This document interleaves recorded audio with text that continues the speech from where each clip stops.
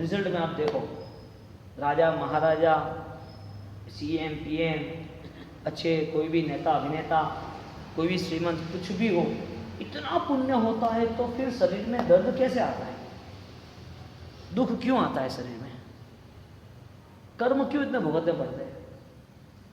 कोई आदमी के पास पैसा है, परिवार है, मान सम्मान है, समाज में वरिष्ठ है, इतना अच्छा पुण्य है तो दुखी क्यों है शरीर से। 80 साल की उम्र में दुख खाता है तो ऐसा आता है, ऐसी पीड़ा होती है कि उसे सहन नहीं होती है। ये देह की जो पीड़ा है, ये वजह कौन थी, विचार से, यानी कर्म का हमने जो भी कार्यक्रम बनाया था, कर्म का जो भी हमने क्रिया की थी, वो कर्म करने के वजह से हम अनकॉन्शियस माइंड, हमारी सोच नहीं थी जो जानवर की थी, जो जानवर के भाव में हम थे वही शुरुआत हुई। तो जानवर के भाव में जो सोच बनी थी ना, हिंसा की, लड़ाई झगड़े की, क्रोध की, वो सब कर्म आत्मा ने बांधे। अब यहाँ आत्मा आया, एक जो हमारी जर्नी चली, जो एक हमारी मुसाफरी चली, एक एक स्टेशन आता गया आता गया। आप बैठे हो तो स्टेशन आया है, आपको कोई पूछता है हेलो कहाँ पर हो, तो कि इंदौर में, और आप बम्बई की ओर निकल रहे हो और आप इंदौर से बैठे हो और ट्रेन या बस चल रही है और आपको यहाँ पूछा कहाँ हो, तो कि भाई इंदौर है, और 8 घंटे 10 घंटे के बाद बोला तो कहाँ हो, तो बस वापस आ गया स्टेशन पे। क्यों? आप बैठे तो गति हुई ना, आपने कुछ किया तो कुछ रिजल्ट मिला ना।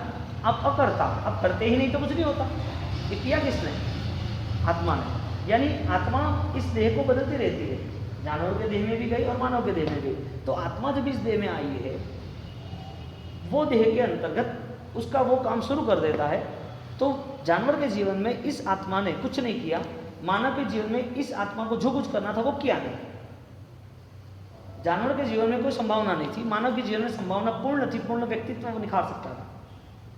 दुविधा ये हुई कि वही कुसंस्कार, वही दुविधाएं, वही अनात्मवाद, वही अज्ञान वो लेके यहाँ पर आ गए। तो अब देह तो मिला, लेकिन उसका कोई रोल धर्म के नाम का, सुख के नाम का, समझदारी के नाम का कुछ नहीं बना। तो धर्म न मिला, सोच न मिली, कर्ता जो था वो तो वो का वही है, नया कोई कार्यक्रम नहीं बनाया। अज्ञान के सहारे यदि उस भव में वो रोल आपने निभाया, तो इस भव में वही रोल निभाना या इस भव के योग्य रोल निभाना। जानवर में जो किया वही मानव भव में किया करना, कि मानव भव के योग्य वही करना। दो में से आप किसको चुनोगे? तो मानव भव के योग्य जो है वो करना चाहिए। तो मानव भव के योग्य क्या क्या था? मानवता थी, जीवदया थी, सुरक्षा थी, हेल्प सहायता थी, मन ने अंदर छिपा हुआ जो भी कर्म कसाई थे वो दूर करने थे। बार बार गहराई तक जाना था कि मेरे आत्मा ने सिंह के भव में इतने सारे जीवों को मार डाला है, और शेर जो सिंह का भव था उसमें प्रभु महावीर ने हिंसा की, तो 7वीं नरक पर पहुँच गए, 4थी नरक तक पहुँच गए। यदि वो आत्मा यहाँ से बहुत सारी यात्रा प्रसार करने वाला है, उसकी वजह सिर्फ और सिर्फ अज्ञान सहित हिंसा, अज्ञान सहित झूठ, अज्ञान सहित व्यभिचार, अज्ञान सहित पाप, अज्ञान सहित परिग्रह, इतने सारे पाप मेरे आत्मा ने दूसरी जगह पर किए, तो बार बार ये आत्मा क्या दुखी सहन करता रहेगा?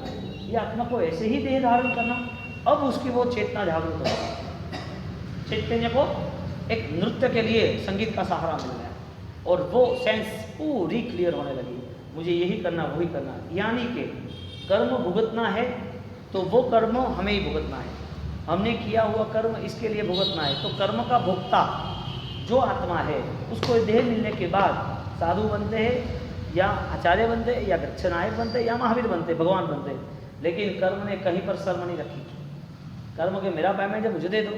तो जो समझदार आदमी है वो मृत्यु के देवता यानी कर्म को तोड़ देता है। एक कर्म तोड़ने की अवस्था आप भुगत लेते हो, दर्द आ गया, सहन कर लिया, आपके हाथ में नहीं था। यहाँ से आप चले तो आपका कर्म आपको रिजल्ट देने के लिए आ जाएगा। बहुत सारे कर्मों का टाइम पीरियड होता है, बहुत सारे कर्मों का छोटा छोटा टाइम पीरियड होता है। कई कर्म 2 साल के बाद, 10 साल के बाद, 20 साल के बाद, 100 साल के बाद, 10,000 साल के बाद, ऐसे टाइम पीरियड रहता है। तो अभी आपकी मेमोरी शार्प है, लेकिन शायद आपको गिर गए, ट्यूमर हुआ, डॉक्टर को दिखाया, सुबह तो पता चला कि आपका पूरा ऑपरेशन हो गया, ऑपरेशन भी सही हुआ, सब तैयारी हो गई, 10 दिन के बाद आए तो आपकी मेमोरी लॉस है। इसका ऑपरेशन मगज का किया ट्यूमर के हिसाब से, तो मेमोरी लॉस हो चुकी। तो एक 15 दिन में आपका कर्म चेंज हो गया। अब तो हो गया भैया मॉडल तो चेंज क्या हुआ? बदलाव क्या आया? परिवर्तन क्या हुआ? कर्मों ने सब परिवर्तन कर दिया। बॉडी है, पैसा था तो ऑपरेशन हो गया, परिवार आसपास में ही है, आयुष्य भी है, शरीर का बल भी है, सब कुछ है, बदलाव क्या है? तो कर्म ने वो चेंज कर दिया। यानी कि कर्म का रोल हर वक्त, हर पल, हर जगह पर जब भी समय आता है तो वो निभा लेता है। तो हमारे पास दो पोजीशन है। फर्स्ट, जब हम चाहे कि हमें कर्म को दूर करना है, हमें हमारे अज्ञान को दूर करना है, जो भी रोल आने वाला है दुख का, कैंसर का, व्याधियों का, बुढ़ापे का, एक्सीडेंट का, पैरालिसिस का, जो भी मेमोरी लॉस का, जो भी रोग, जो भी कर्म का उदय आने वाला है, उसके पहले आपने कंट्रोल कर दिया। तो वहीं रोक कर भाई, हमारे को तेरा काम नहीं। नल बंद कर दिया तो पानी आना बंद हुआ, सीधी बात है। नल चालू रहा तो पानी आएगा ना, खिड़की बंद कर दी तो धुआं नहीं आएगा, हवा नहीं आएगी, तूफान नहीं आएगा, कचरा नहीं रहेगा। आपने कंट्रोल कर दिया, आपने कर्म का कंट्रोल किया। भाई ठहर, अभी कैंसर नहीं आना, अभी कोई दर्द नहीं आना, अभी कोई एक्सीडेंट नहीं चाहिए, अभी मेरा नुकसान नहीं चाहिए, अभी मेरे पैसे नहीं जाने चाहिए, अभी मुझे शरीर का कोई भी दर्द परेशानी मुझे नहीं चाहिए। तू ठहर वहाँ पर, मुझे समय दे। समझदार आदमी ने समय चुन लिया और आराधना में लग गया। क्यों? जो दुख सहन करना था कर्म के नाम पर, उसके पहले उसने आराधना शुरू की। मुझे रात को नहीं खाना, 3 घंटा दर्द हो रहा है ना, कोई प्रॉब्लम नहीं, धर्म होगा ना। मुझे 1 घंटा भी सामयिक करना है, कोई प्रॉब्लम नहीं। 23 घंटा पाप कर रहा हूँ, 1 घंटे के लिए मैं स्ट्रांग पूरे भाव से तो कर पाऊंगा ना।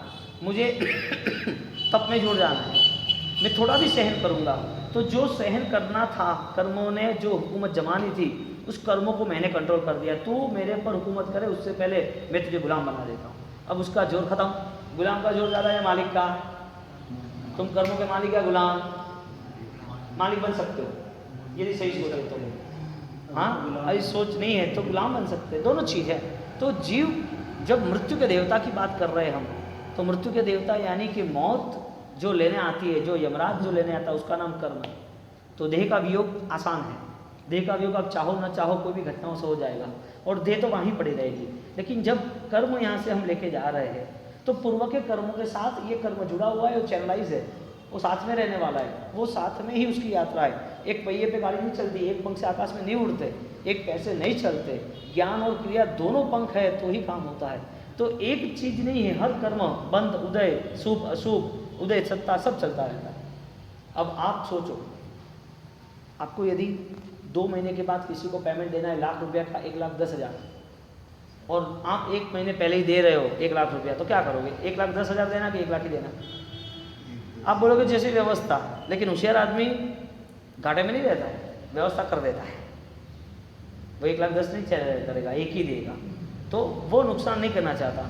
आप नुकसान करना चाहते हो कर्म के नाम का। अभी दर्द नहीं है, दर्द आएगा कि नहीं आएगा? ना बोल तो नहीं आने वाला, आएगा। कौन लाएगा, तुम या कोई और? तुम्हारे घर का एड्रेस किसने दिया दर्द के लिए? आपके दुश्मन ने दिया। आपको जो दुख आने वाला है तो कर्म रूपी आने वाला है। तो कर्मों को किसने बताया कि तुम यहाँ रहते हो, तुम इधर हो, तो इनको दुख देने के लिए चले जाओ? कोई दुश्मन ने बताया कुछ? कोई दुश्मन ने नहीं बताया। कर्म तो है ना, अपने आप रास्ता निकाल देती है। पानी पत्थरों में से रास्ता निकाल देता है, ऐसे कर्म रास्ता निकाल देती है कि मुझे यहाँ जाना है बस। तो कर्म आपके वहाँ आएंगे तब।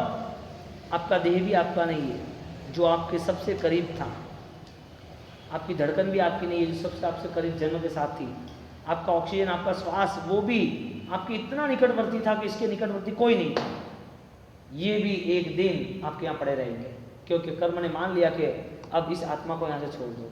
जो आपके करीब था वो भी आपको साथ नहीं दे रहा है कर्म के उदय के साथ, मौत के देवता के साथ। तो आपके दूर है वो तो क्या साथ देने वाले हैं? उनके लिए क्या भरोसा में रहे हो आप? इनको क्या समझ के तुम चल रहे हो? उनके पर आप कितना विश्वास कर पाओगे और आप क्या पाओगे उसके साथ? यदि निकटवर्ती कुछ है तो श्वास, धड़कन, देह, उससे भी निकटवर्ती कोई है तो आपका ज्ञान। आज का विषय है कर्मों के आधारित मृत्यु के देवता। यानी कि मृत्यु से जो भी अपरिचित है उसका पूरा जीवन व्यर्थ है, मृत्यु से जो परिचित है उसका जीवन सार्थक है। क्योंकि मृत्यु ही एक ऐसी घटना है जो हमें पूरे जीवन की जागृति ला सकता है।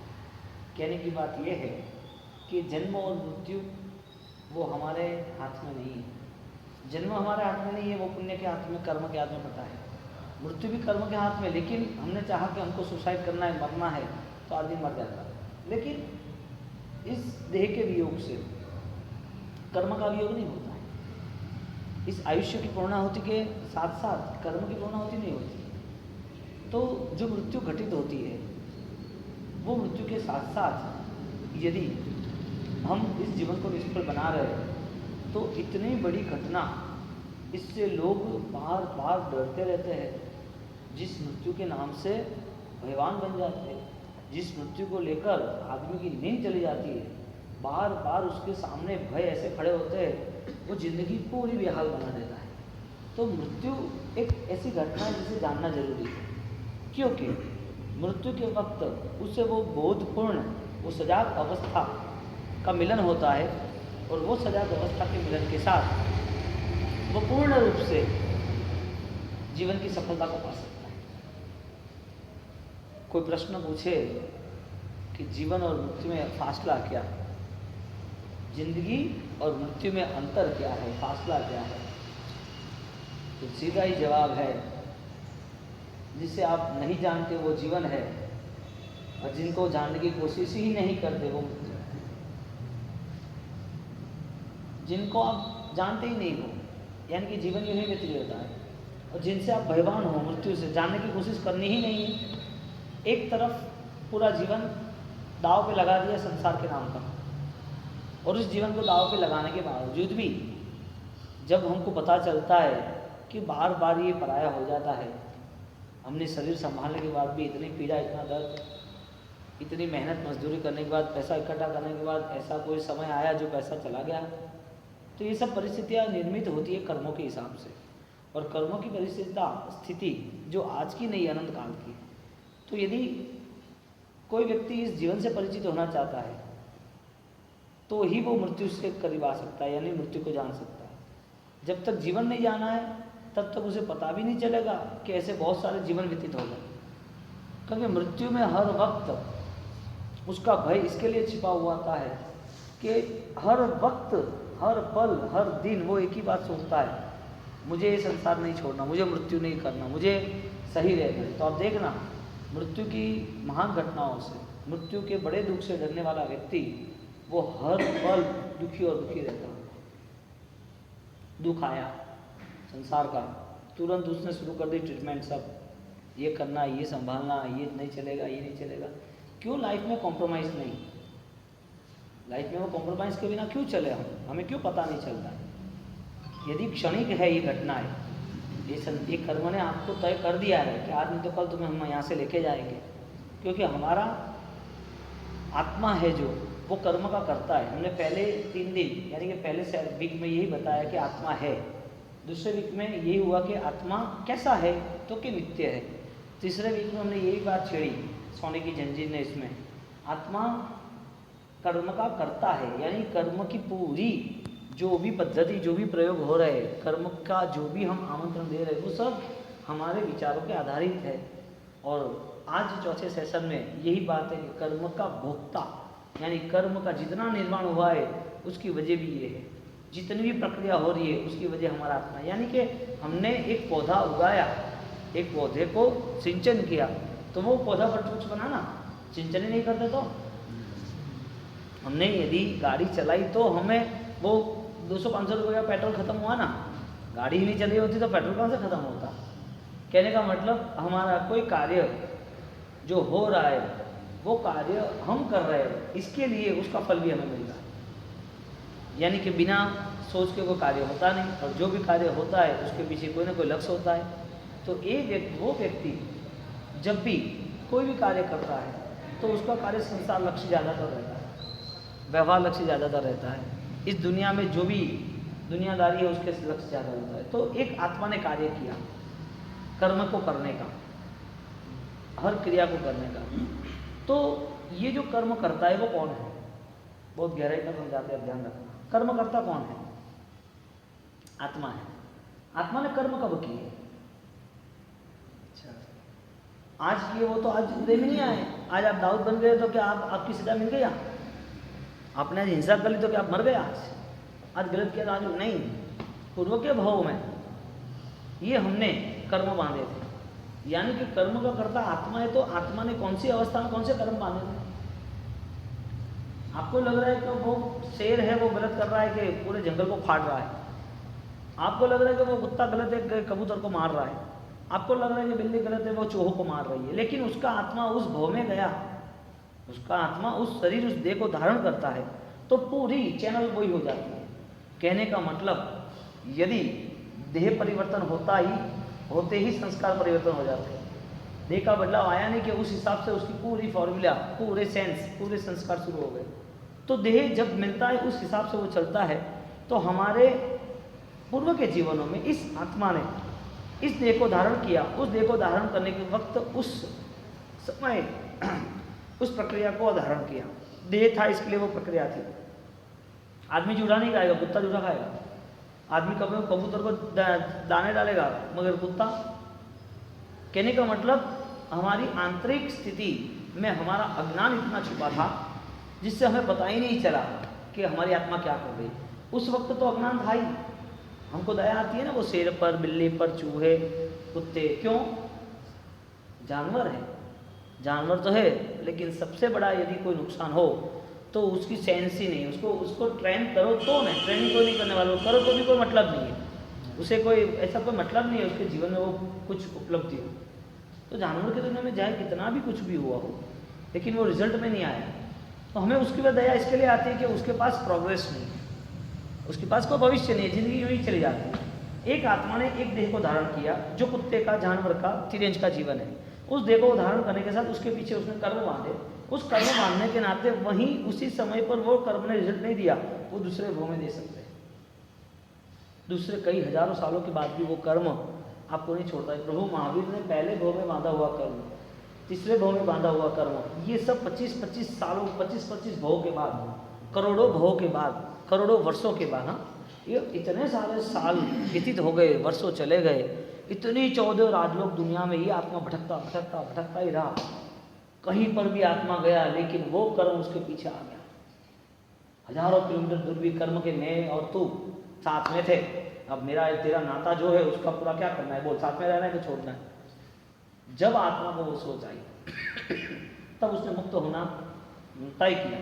तो उसने मुक्त होने के नाते पेमेंट देना शुरू किया। जाओ, आपका ये पेमेंट, आपका ये पेमेंट, आपका ये पेमेंट। यानी कि पूर्व के भव में जो दुख था, पूर्व के भव में जो हिंसा की थी, पूर्व के भव में जो किसी को दुख दिया था, वो दुख अभी दिया तो सामने आया। कर्म का कर्ता, कर्म का भोक्ता।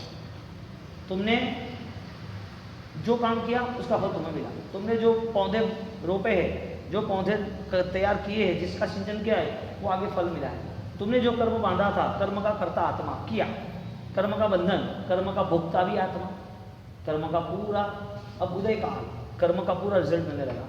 तो रिजल्ट मिलने लगा तो अब रिजल्ट में आप देखो, राजा महाराजा, सीएम पीएम, अच्छे कोई भी नेता अभिनेता, कोई भी श्रीमंत, कुछ भी हो, इतना पुण्य होता है तो फिर शरीर में दर्द कैसे आता है, दुख क्यों आता है शरीर में, कर्म क्यों इतने भुगतने पड़ते हैं। अगर नहीं होगी, श्वास नहीं होगी तो भी है आपके पास, ये दुनिया नहीं होगी तो भी वो रहने वाला है। तो हर पल ज्ञान होता है। तो ज्ञान वहां पर था, विचार जिसे कहते हैं, लेकिन वो विचार नेगेटिव थे। जब आपको यह सही विचार करने की जगह मिली तो आपने छोड़ दिया।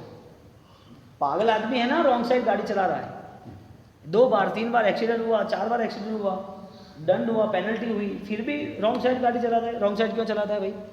मरना है क्या? बार बार नुकसान करता है।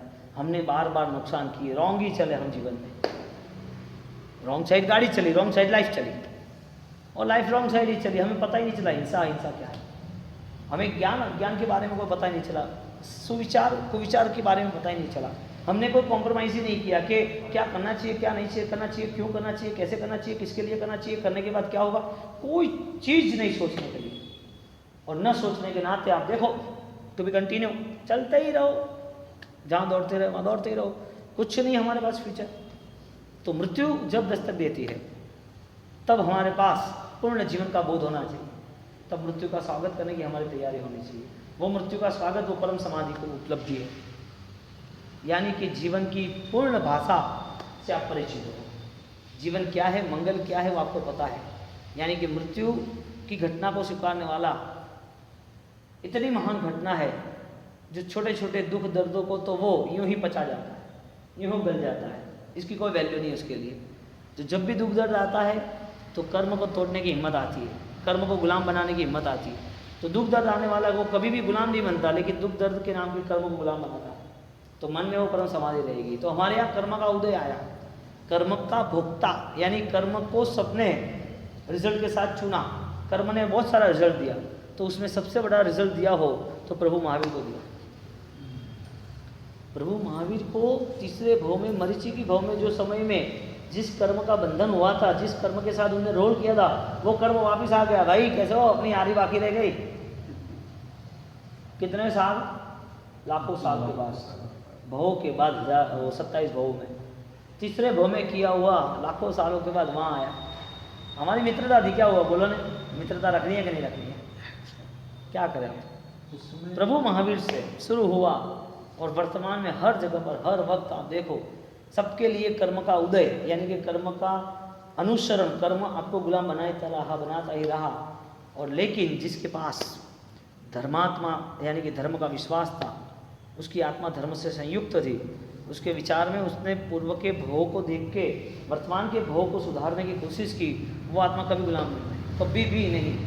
ज्ञानी के जब भी सुख मिला, जब भी अनुकूलता मिली, तभी उसका मन यही रहा कि कब मैं इस सब कुछ धर्म के साथ जोड़ दूँ, इसकी योजना कैसे बनाऊँ जिससे वो धर्म मेरा स्थिर हो जाए। और स्थिर धर्म हुआ, निश्चित हुआ। उदय काल को उसने कंट्रोल कर दिया। देखो हमारे राजा महाराजा दीक्षित हुए, देखो हमारे कई लोग प्रवादी गिरिराज की आराधना करते करते गिरिराज में ही समा गए, शत्रुंजय गिरिराज में, कि हमें परमात्मा बस अब आप ही चाहिए और कुछ नहीं चाहिए। छोड़ दिया राजपाट महल सब कुछ छोड़कर, बोलो कदम उठाया, उत्सव शुरू हो गया।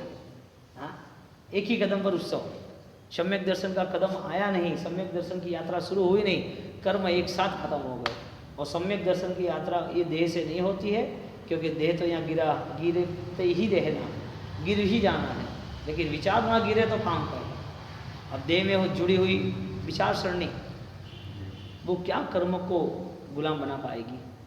कर्म दृश्य है, आपके भाव दृश्य, देह के पीछे आपकी दौड़ है, और वही देह आपको लग रहा है कि इसको संभालने से सब कुछ होगा, लेकिन हमारा जन्म हुआ तो वो हम कौन, और हमारी मृत्यु होगी तो हम कौन। देह वो हम नहीं है। इस देह में जुड़ा हुआ जो आत्मा है, उस आत्मा से जो विचार आ रहे हैं वो सही विचार मिल रहे हैं, तो वो सही विचारों से हमें पापों की दुनिया को रंगीन नहीं बनाना है, पापों को खत्म, प्रक्षालन करना है, और वो प्रक्षालन करने के नाते ही हम आगे बढ़ पाए। अब मृत्यु जो आ रही है, मृत्यु जो लेके आ रही है, मृत्यु जो आने वाली है, वो देह की आने वाली है, तो इस देह के साथ जुड़ा हुआ सब बिछड़ जाने वाला है। तो आत्मा की जो भी हमने यहाँ पर विचार यानी कि सोच बनाई थी, हम जो समझदार बने थे, तो हमारा भविष्य हम तय कर सकते हैं कि नहीं कर सकते। हमारा भविष्य तय किया है किसी ने कि नहीं किया है। तो आपकी पूर्ण जीवन शैली से, जीवन की पूरी व्यवस्था से आप क्या तय कर सकते हो, आपका क्या विश्वास है। पूरी जीवन व्यवस्था से विश्वास क्या है, क्या लगता है। इस देह का जो देह विनाशी है, जो देह नश्वर है, उसके बाद आपकी सोच ने आपको कितना साथ दिया, आपके विचार आपको कितने सदगति की ओर ले जाएगा। जाने कि आपको ऊपर उठना पड़ेगा। कादव में कीड़े और कमल दोनों पैदा होते हैं। वो कादव है फिर भी कमल को पैदा करता है, फिर भी अंदर के कीड़े अंदर ही मर जाते हैं। ऊपर उठने की कला सीखनी पड़ेगी। हमारे जीवन में हमें कुछ पाना है तो उस पाने के लिए हमारी तैयारी होनी चाहिए। ऊपर कौन उठेगा, कीड़ा होगा वो या कमल होगा वो। कहाँ से पैदा हुआ, कीचड़ से ही। हर जिंदगी कीचड़ से शुरू होती है, लेकिन मृत्यु कमल तक पहुँचना चाहिए। एक सुगंधी जीवन, हम जिससे परिचित होते हैं उससे हम वैरागी हो जाते हैं, छोड़ने की हमारी तैयारी रहती है। हम अपरिचित हैं मृत्यु से, इस जीवन से, इस घटनाओं से, इस कर्म के बंद उदय से। तो आदमी रोता क्यों बार बार। देखो ना, इस दुनिया को प्रभु महावीर का जो धर्म है, इस दुनिया को इतना बड़ा संदेश दे रहा है, लोगों के दिमाग घूम जाते हैं कि इतने करोड़ों ये सुख छोड़ के क्या नंगे पैर चल रहा है, ये क्या है, बाल नोच रहे, बाल खींच रहे, लोच कर रहे, ये क्या खाना पीना छोड़ रहे, ये क्या ठंडी गर्मी सहन कर रहे, और वो भी भिखारी होते तो सही है। इतने बड़े सुखी आदमी, इतने बड़े राजकुमार बचा ये अपने जीवन में जो बाय कार इतने सारी एक्टिविटीज़, इतने सारे प्रोग्रेस, इतने सारी कलाओं सीखे, जिम्नास्टिक हो, जिम हो, बास्केट हो, कैरम हो, जूडो हो, स्विमिंग हो, स्केटिंग हो, कराटे हो, फ्लाइंग हो, सब कुछ किया हो और उसको ये सब फीका लगा। दुनिया पूरी घूम जाती है, क्या हुआ, कहाँ से दीक्षित तैयार हो, ये सब कहाँ से निकल पड़ते हैं ऋषि मुनियों, ये साधना कहाँ से शुरू होती है। ये 25-21 हज़ार साल तक ये शासन चलने वाला है और ऐसे लोगों से, त्यागी से चलने वाला है। कर्म को गुलाम बनाने वाले जो भी है वही प्रभु मार्ग के सच्चे साधक आ रहे हैं। आप कर्म से दबे तो फंसे, तो कर्म को समझना सीखना, कर्म को समझने के लिए सीखना पड़ेगा कि मेरा कर्म कहाँ से कहाँ शुरू होता है, ये कहाँ से कहाँ मुझे मिलने आता है और इस कर्म के नाते मेरी व्यवस्था क्या बन रही है। तो जो भी सामने रोल आता है, परिवार का, पैसे का, पद का, समाज का, ध्येय का, प्रतिष्ठा का, परेशानी और दर्द पीड़ाओं का जो भी सामने रोल आता है, सब कर्म के निर्मित है। अब कर्म का जो उदय आया है, कर्म का भोक्ता हमारा आत्मा है, तो जरूरी नहीं है कि कर्म के साथ वापिस जुड़े रहना, उसे वहाँ से बिखेर दो, वहाँ से उसको बिखेर दो, गिरा दो उसको, क्योंकि आप डिस्टर्ब हुए तो कर्म ने बोला अच्छी बात है मैं वापस आता हूँ, और आपने कॉम्प्रोमाइज़ किया, समता रखी, तो कर्म चला जाएगा। कंट्रोल करने की आपकी पूरी तैयारी है, यानी कि कभी भी कर्म सामने आ जाता है, यानी कि कर्म के समय में, कोई दुविधा के समय में, परेशानियों के समय में आपने मन को समझा दिया कि देख ये जितनी भी परिस्थितियां हैं ना वो बाद में आने वाली थी, वो आ गई पहले, तो डिस्टर्ब मत हो। यहाँ दर्द हो रहा है, नौकर महामंत्र गिन ले या मन को कंट्रोल कर ले या समझदारी में यहाँ सहन कर ले, यहाँ सब सेवा करने वाले हैं, यहाँ सोच के नाते हम समाधि में रहने वाले, लेकिन कुत्ते के भों में कोई नौकर भी नहीं गिनाएगा। यही दर्द यहाँ आया, ओके डन, तैयार है, इस दर्द को यहाँ भुगत लेंगे। जानवर के भों में मुझे कोई काम नहीं, नरक के भों में मुझे कोई काम नहीं है, भगवान नहीं, साधु महात्मा नहीं, नौकर नहीं, कोई समझदारी कुछ भी नहीं है। यहाँ तो कुछ तो ठिकाना पड़ेगा, यहाँ दुख सहन करना अच्छा या यहाँ का दुख ज़्यादा तैयार करना अच्छा? दुख सहन करना है कि दुख तैयार करना है नया? फिर से सोच के बोलो, दुख सहन करना है कि दुख तैयार करना है, नया दुख बनाना है, निर्मित करना है, दुख का निर्माण करना है कि दुख का विनाश करना है? दुख का खत्म नहीं कर सकते तुम, तुम्हारी पद्धति, जीवन पद्धति पूरी गलत रास्ते पर है। 24 घंटे में से न तो आपको 1 घंटा भी आपकी आत्मा के लिए कुछ करने की सोच है। आपका यदि दुख का निर्माण है तो समझ लेना यहाँ कुछ भी दुख न हो तो भी सीधा मशीनों में कटना है। जानवरों की दुनिया में चमड़े निकाल देंगे, सीधा गरम गरम पानी में डाल देंगे। आप सब देख रहे हैं दुनियादारी के सब कुछ, कैसे कैसे पशुओं को दुख दे रहे, कैसी विराटना दे रहे। ये तो बाहर की दुनिया है, नरक की दुनिया तो भी दिख नहीं रही है। वो क्या, आपने दुख दिया तो दुख मिलना है। पानी में भी जीव है, उसको भी दिख देना चाहिए नहीं। रात को खाने वाला महाहिंसक, महाभयंकर पापी बनता इसके लिए है कि वो रात के बहुत सारे छोटे छोटे सूक्ष्म कीटाणु जिसको हम देख नहीं सकते, इतने सारी हिंसा होती है, अनबिलीवेबल। अब आपको लग रहा है नहीं ऐसा नहीं करना चाहिए। एक सही बात तो क्या बताएं, बड़े बड़े उद्योगपति, बड़े बड़े फिल्म स्टार, बड़े बड़े नेता अभिनेता, उनको इस काम में लगा देंगे तो ही आप काम पे लगोगे। आप तो गुलामी हो हर वक्त, कर्मों के हो या लोगों के हो। आपको कहाँ अपनी सेंस क्लियर होती है? पैसे का गुलाम होते हैं, समाज के गुलाम होते हैं, परिवार के गुलाम होते हैं, देह के गुलाम होते हैं, तो उससे थोड़ी ये सब जीवदया का पालन करना है।